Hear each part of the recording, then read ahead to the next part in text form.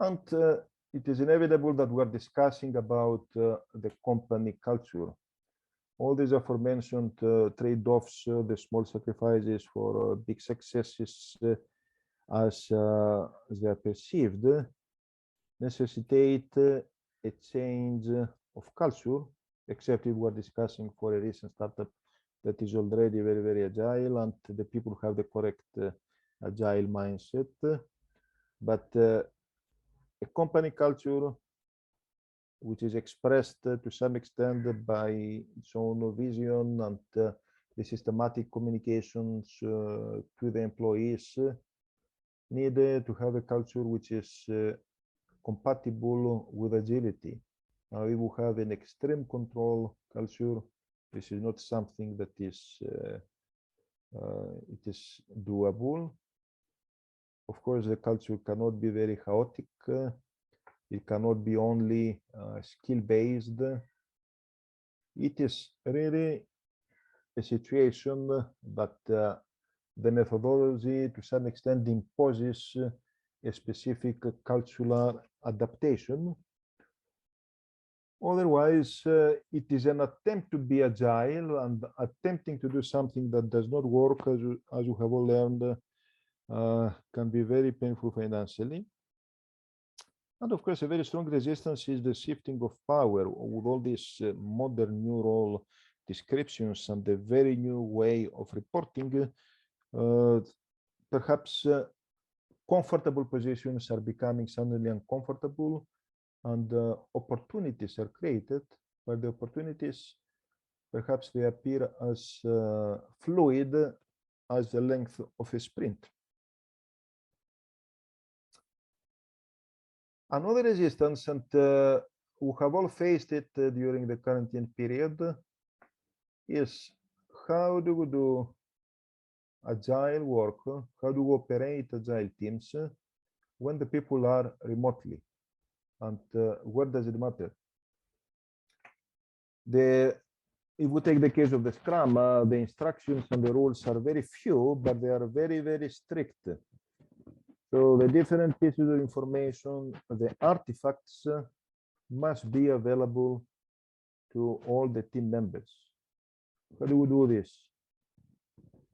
We make it obligatory, but in order to guarantee the maximum amount of common sharing of knowledge, an idea is to have a systematic but scheduled networking,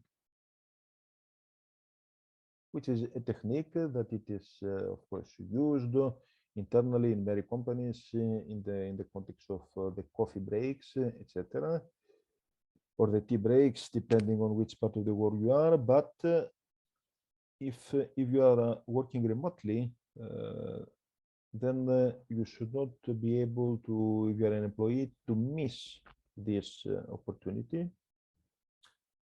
And the software, because you have many now pieces of software that are oriented towards project management, and of course they are adapted to the specific also methodology.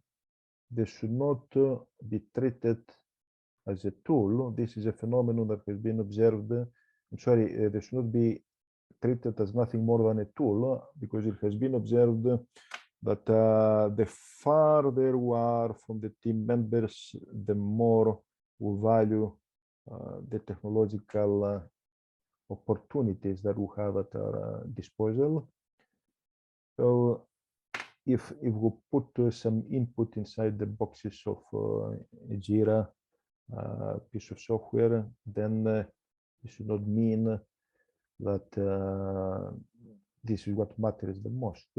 We should maintain and respect that one of the highest values, highest priorities is to interact with the individuals and not with the pieces of software.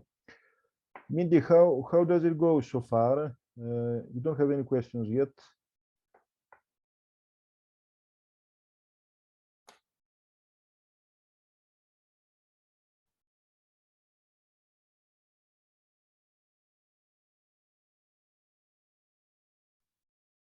Good. Sorry. We're doing good so far. We're all connected. Yes.